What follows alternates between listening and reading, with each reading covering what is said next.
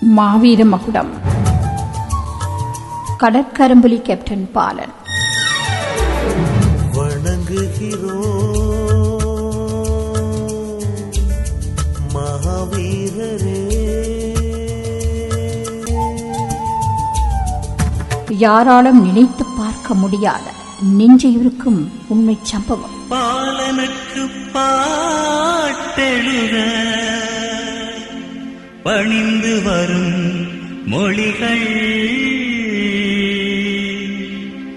அவன் பணியாத வீரம் சொல்ல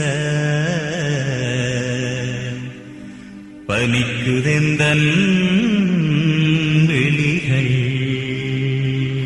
எதிரியிடம் ஈரோடு பிடிபடக்கூடாது என்ற கொள்கையை விடுதலை புலிகளின் தொடக்க காலம் முதலே மிக இறுக்கமாக கடைபிடித்து வருகின்றவர்கள் விடுதலை புலிகள். ஒவ்வொரு போராளியின் கழுத்திலும் சைனட் வில்லைகள் இருப்பதன் காரணம் கூட இதுதான். அப்படியாக இருந்தும் எதிரியிடம் சரணடைந்தும் பிடிபட்ட சம்பவங்களும் இருக்கத்தான் செய்கின்றன. அவற்றில் சில தவிர்க்க முடியாத களச்சூழலில் ஏற்படுவதும் உண்டு. சில ராஜதந்திர நகர்வுகளுக்காகவும் எடுக்கப்படுவதுண்டு. இந்த சம்பவமும் எதிரியிடம் பிடிபடும் சந்தர்ப்பம் ஒன்றின் போதுதான் நடந்தது. மட்டக்களப்பு வாகரையிலிருந்து கடற்புலிகளின் சிறிய நடுத்தர 2 விநியோக படகுகளும் அதற்கு துணையாக ஒரு கரும்புலி படகும் ஆனி மாதம் 1997 ஆண்டு இரவு 6:50 புறப்பட்டு செம்மலையை வந்தடைய வேண்டும். அன்றைய தினம் புறப்பட்ட கடற்புலிகளின் படகுகளை திருகோணமலை துறைமுகத்தில் வைத்து ஸ்ரீலங்கா கடற்படை கலங்கள் வழிமறைத்த போது அவர்கள் வேகமாக நடக்க வேண்டிய முக்கியமான அந்த பகுதியை கடந்து புறாமலைக்கு வந்த வேளையில் கடற்புலிகளின் விநியோக படகுகள் ஒன்றோடு ஒன்று மோதிக்கொண்டமையால் ஒரு படகு பாரிய சேதத்துக்குள்ளானது. இந்த நிலையில் 2 விநியோக படகுகளிலும் இருந்த போராளிகளும் கொண்டு வந்து சேர்க்கப்பட வேண்டிய பொருட்களையும் ஒரு படகு சுமந்து செம்மலை கரைக்கு வருகின்ற அதே நேரம் கரும்புலி படகு சேதத்துக்குள்ளான விநியோக படகை கட்டி இழுத்துக் கொண்டு வருகின்ற ஒரு புறத்தில் நடைபெற்றது. சில வேளைகளில் அவனது கைகளில் சிக்கி களமுனை ஒன்றை அங்கு திறந்தே மேற்கொண்டு நகரும் சந்தர்ப்பங்களும் ஏற்படுவதும் உண்டு. அப்படித்தான் அந்த கண்காணிப்பு எல்லை தொட்ட நேரம் இவர்களது படகு எதிரியின் விசைப்படகின் கண்களுக்குள் அகப்பட்டுவிட அது அவனது மூர்க்கத்தனமான தாக்குதலுக்குள்ளாகி படகு சேதமடைகிறது. அதுவும் இது ஒரு இரவு பயணம். கடும் சண்டைக்குரிய ஆயத்தங்களே ஏதுமற்ற ஒரு சாதாரண பயணம். அது பயணத்தின் போது இவர்களது படகு திருவோணமலை துறைமுகத்தை தாண்டி நகரும் போது எதிரியின் கண்காணிப்பில் அகப்பட்டு விடாது அவனது கண்களில் மண்ணை தூவி தப்பி வருவதும் உண்டு. இழுத்துக் கொண்டு வந்த படகில் தண்ணீர் ஏறிக்கொண்டிருந்தமையால் கடற்கரும்புலி கேப்டன் பாலனும் இன்னொரு போராளியும் இணைந்து தண்ணீரை வெளியே ஊற்றிக்கொண்டு படகை இழக்கும் பணியை தொடர்ந்தார்கள். அதேவேளை குமரப்பட்டி அருகில் வந்த வேளை மீண்டும் டோரா தாக்குதல் தொடுத்ததால் படகு இணைத்திருந்த கயிறு அறந்து விநியோக படகு மூழ்கத் தொடங்கிய வேளையில் படகு தளம் நோக்கி விரைந்துவிட்டது. கடற்கரும்புலி கேப்டன் பாலன் கரை நோக்கி நீந்தி சென்றார்கள். நீந்தி குமரப்பட்டியை அடைந்த போது அங்கு சில துரோகிகளால் காட்டிக் கொடுக்கப்பட்டு சிங்களப்படை அவர்களை கைது செய்கிறது. காட்டிக் கொடுப்புகளால் போராட்டம் பல அழிவுகளை சந்தித்தது போன்றே இங்கும் இவனது கைது இடம்பெற்றது. ராணுவ முகாமில் கண்விழித்த பாலனுக்கு அப்போதுதான் தாம் கைது செய்யப்பட்டிருப்பது தெரிய வந்தது. களத்தில் குப்பி இல்லை, எதிரியிடம் அகப்பட்டு விட்டோம். மேற்கொண்டு அவனது சிந்தனைகள் பலவாறு சுழன்றடித்தது. என்ன செய்வது? என்னை விசாரணைக்கு உட்படுத்தும் பட்சத்தில் அது நிச்சயம் சித்திரவதையாக இருக்கப் போவது உறுதி. அதில் ரகசியங்கள் வெளியிடப்படாது காப்பாற்றப்பட வேண்டும். என்னை தவிர்த்து இந்த நடவடிக்கைக்கு வேறு ஒருவனாவது பயன்படலாம் அல்லவா? இப்படியாக அவனது சிந்தனைகள் பலவாறு சிந்திக்கத் தொடங்கியது. அதுவும் பாலன் கடற்கரும்புலி. அதனால் நிறைய விடயங்கள் அவன் தெரிந்து வைத்திருந்தான். தன்னிடமிருந்து ரகசியங்கள் வெளியேறாது இருப்பதானால் தன்னைத்தானே அழித்துக் கொள்ள வேண்டும். இங்கு தன்னை மாய்த்துக் கொள்ள ஏதும் கிடைக்குமா என்று அவன் முயன்றான். கைகள் பின்னால் கட்டப்பட்ட நிலையில் குப்புற கடத்தப்பட்டிருந்தான் அவன். இன்னும் சிறிது நேரத்தில் விசாரணை தொடங்கப் போகிறது. எதுவும் செய்ய முடியாத அவல நிலை அவன். அந்த நேரத்தில் தான் அவன் அந்த அசாதாரணமான முடிவை எடுத்தான்.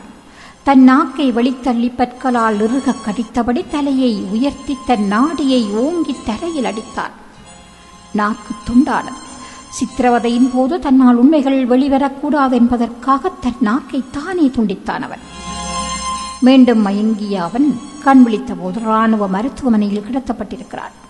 தனக்கு சிகிச்சை அளிக்கப்படுவதை அறிந்த பாலன் அடுத்த கட்டத்தை யோசித்தார். இன்னும் தனக்கான ஆபத்து விட்டுவிடவில்லை என்பதும் எப்படியும் தன்னை மாய்த்துக் கொள்ள வேண்டும் என்பதிலே அவன் குறியாயிருந்தார். ஏனென்றால் தன்னிடமிருந்து போகப்போகும் விவரங்கள் ஏற்படுத்தப் போகும் விளைவுகள் பயங்கரமானவை என்பதை அவன் நன்கு அறிந்திருந்தான். பலவாறு முயற்சித்து இறுதியில் அவன் அந்த முடிவை எடுத்தான். நினைத்து பார்க்க முடியாதது அந்த முடிவு. தன் தலையை அந்த இரும்பு கட்டில் மோதி தன்னுடைய மண்டையை உடைத்து தனக்குத்தானே தற்கொலை மரணத்தை அவன் அங்கு தேடிக்கொண்டான். ஆம், ஒரு மோதலுக்கு பின்னும் சாகும் வரை தொடர்ந்து தன் தலையை கட்டில் மேல் மோதும் அளவுக்கு அவனுக்கு துணிவும் வைராக்கியமும் இருந்தது. ஒரு துளி நீர் கூட வாயில் வைக்காமல் 12 நாட்கள் இருந்து அணுவணுவாக தன்னைத்தானே சாகடித்த திலீபனைப் போல. ஆம், இந்த பாலனது இயற்பேரும் திலீபன்தான். இவனது வீர மரணமும் போராட்ட வரலாற்றில் ஒரு தனிப்பதிவு, உண்மை நிகழ்வு. யாரும் நினைத்து பார்க்க முடியாத நெஞ்சை உருக்கும் அந்த சம்பவத்தை என்றும் மறந்துவிட முடியாது. கடற்கரும்புலி கேப்டன் பாலனின் நினைவுகளை மீட்டினோம். பாலன் அவன் பிறந்த நிலம் அம்பாறை, பணியாத இவன் மனமோ கடும் பாறை. பாலன் அவன் பிறந்த நிலம் அம்பாறை, பணியாத இவன் மனமோ கடும் பாறை. இன்ற மண்ணுக்கெங்கு சென்றான் பேரும் பேரை, இன்ற மண்ணுக்கெங்கு சென்றான் பேரும் பேரை. இளம் மண்ணின் தான் போரித்தான் வரலாறை, இளம் மண்ணின் தான் போரித்தான் வரலாறை. பாலன் அவன் பிறந்த நிலம் அம்பாறை, பணியாத இவன் மனமோ கடும்பாறை.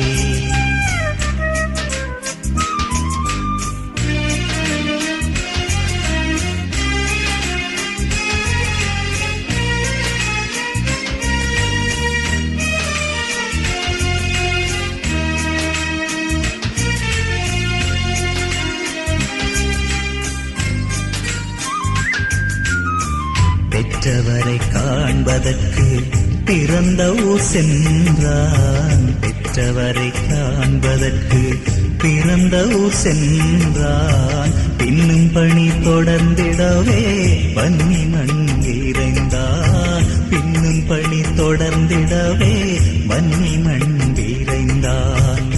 வச்சாத வாதிரிக்கே வாஞ்சை அவன் மேல், வற்றாத வாதிரிக்கே வாஞ்சை அவன் மேல். பரிவந்த பாலனுக்கு வலை வீசினான், பரிவந்த பாலனுக்கு வலை வீசினான்.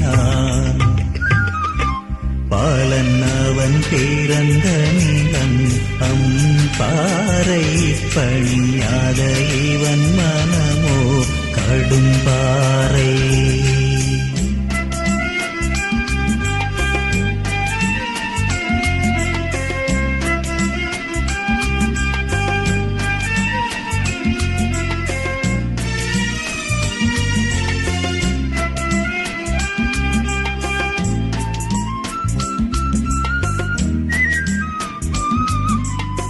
கடல் நடுவே படகுடைய கரையேறினான், கடல் நடுவே படகுடைய கரையேறினான். கரையினிலே கொடியவரால் கைதாகினான், கரையினிலே கொடியவரால் கைதாகினான்.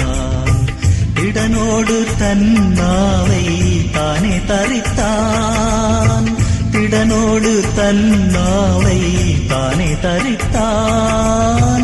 தீயவர்க்கும் விழி கலங்க தன்னை அளித்தான், தீயவர்க்கும் விழி கலங்க தன்னை அளித்தான். பாலன் அவன் பிறந்த நிலம் அம்பாறை, பணியாத இவன் மனமோ கடும்பாறை.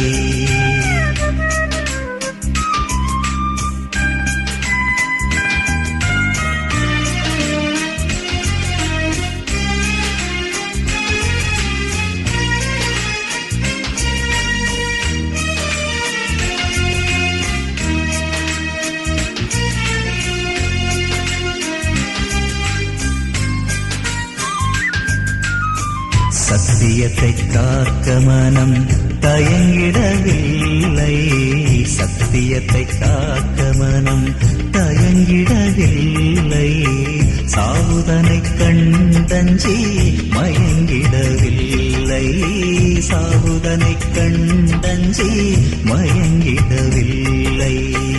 உத்தமனே புலி மகனே உன்னீகத்தை, உத்தமனே புலி மகனே உன்னீகத்தை, உரைத்திடு முன்னுடை பெடுக்கும் பெரும் சோகத்தை, உரைத்திடு முன்னுடை பெடுக்கும் பெரும் சோகத்தை.